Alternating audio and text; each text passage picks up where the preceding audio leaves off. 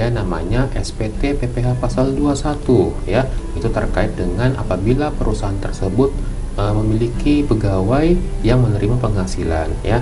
Apabila kewajiban-kewajiban tersebut tidak dilakukan ya, maka kemudian pasti dari kantor pajak akan ada notis nih, misalnya wah si perusahaan A ini tidak melaksanakan kewajiban perpajakannya. Apabila naik ke pemeriksaan ya, apa yang harus dipersiapkan ya? Tentu saja yang paling pertama mungkin akan diminta oleh fiskus atau pemeriksanya, mungkin yang pertama adalah laporan keuangan ya.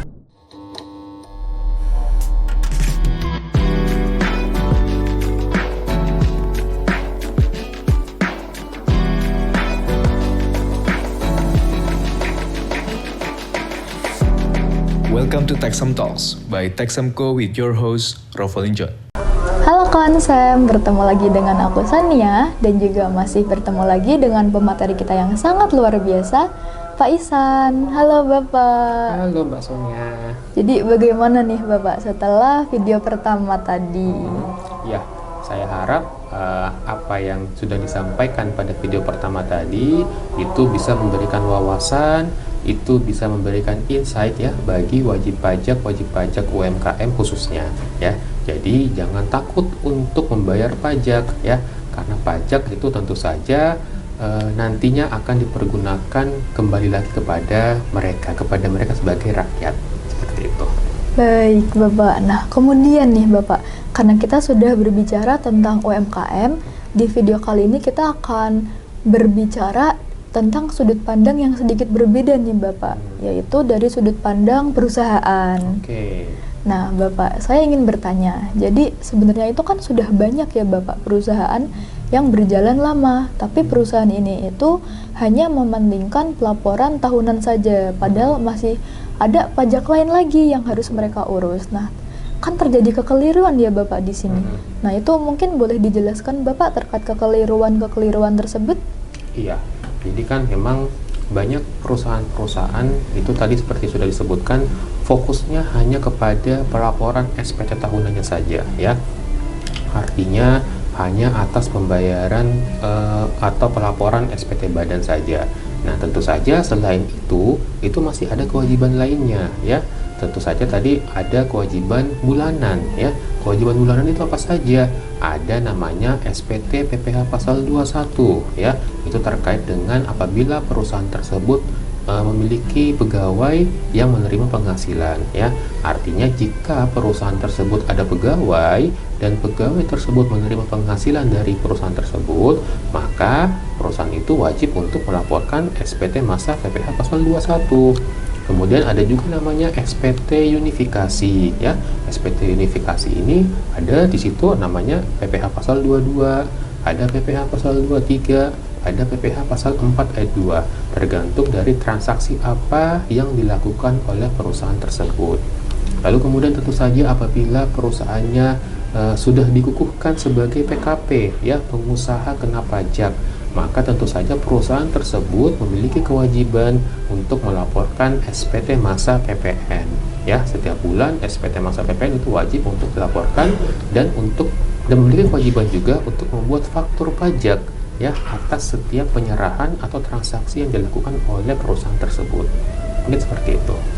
Baik Bapak, jadi sebenarnya banyak ya Bapak yang perlu dicatat dulu terkait pelaporan ini. Betul. Nah, mungkin selanjutnya nih Bapak, jika masih dengan perusahaan yang sama mungkin ya, jika mereka ini karena hanya melakukan pelaporan tahunan saja, suatu saat itu mereka mungkin bisa jadi terkena pemeriksaan ya Bapak. Nah, terkait pemeriksaan itu, kalau suatu perusahaan terkena pemeriksaan, itu apa saja Bapak yang biasanya diminta oleh otoritas pajak? Mungkin biar perusahaan ini tidak kaget Bapak yang menonton video.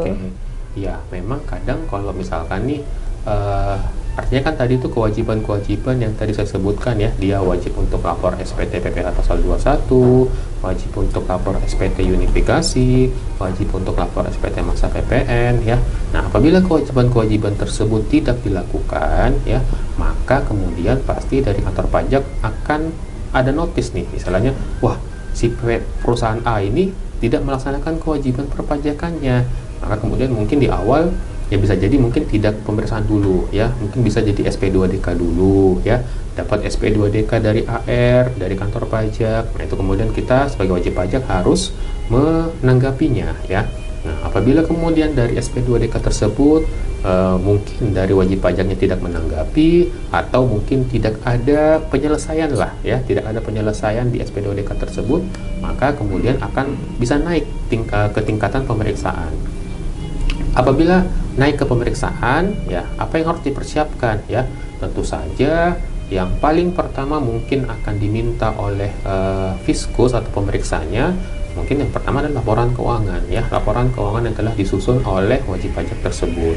Lalu mungkin bisa jadi terkait dengan data keuangannya. Data keuangan itu apa saja? Bisa rekening korannya ya, bisa bukti-bukti transaksinya, invoice lah, faktur lah, dan segala macam.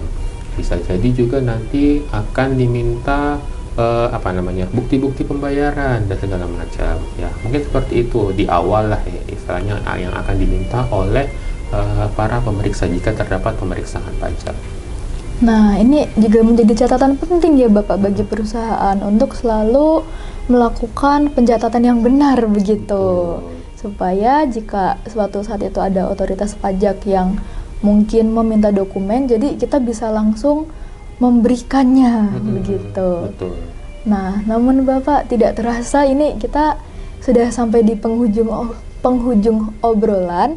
Nah, mungkin untuk penutup Bapak bisa diberikan mungkin wejangan ya Bapak bagi perusahaan-perusahaan agar mereka itu tidak istilahnya gedebak-gedebuk gitu ya Bapak ketika musim laporan tiba. Kira-kira apa saja sih Pak yang perlu dipersiapkan? Oke. Apa saja yang perlu dipersiapkan ya? Nah, tentu saja sebagai istilahnya perusahaan ya, perusahaan tentu wajib untuk memiliki tata kelola dokumentasi yang baik ya. Tentu saja semua dokumen-dokumen yang terkait dengan transaksi-transaksi yang dilakukan oleh perusahaan itu wajib untuk disimpan ya, wajib untuk istilahnya dikelola lah ya, dikelola penyimpanannya agar nanti ketika dibutuhkan, baik itu untuk kebutuhan pelaporan ya, untuk kebutuhan menanggapi SP2DK, untuk menanggapi pemeriksaan, itu kita bisa mendapatkan dokumen-dokumen tersebut dengan baik. Tentu saja jangan lupa penyimpanan dokumen itu wajib untuk disimpan selama, kalau kita di aturan pajaknya itu wajib untuk disimpan selama 10 tahun ya, wajib untuk disimpan selama 10 tahun. Tapi tentu saja kalau mau 5 tahun juga istilahnya masih fine-fine aja lah. Tapi kalau secara aturan ya tetap harus disimpan selama 10 tahun dokumennya, karena itu aturan yang berlaku di Indonesia, wajib dokumen-dokumen tersebut disimpan selama 10 tahun seperti itu. Terima kasih banyak Pak Ihsan atas insight dan materi yang sudah diberikan. Nah, mungkin semoga materi ini dapat bermanfaat ya Bapak bagi kawan SEM yang sudah memiliki perusahaan atau mungkin yang ingin membuat perusahaan nih. Jadi mereka bisa mempersiapkan hal-hal yang dibutuhkan terkait SPT badan dari awal, karena semuanya bisa paham pajak.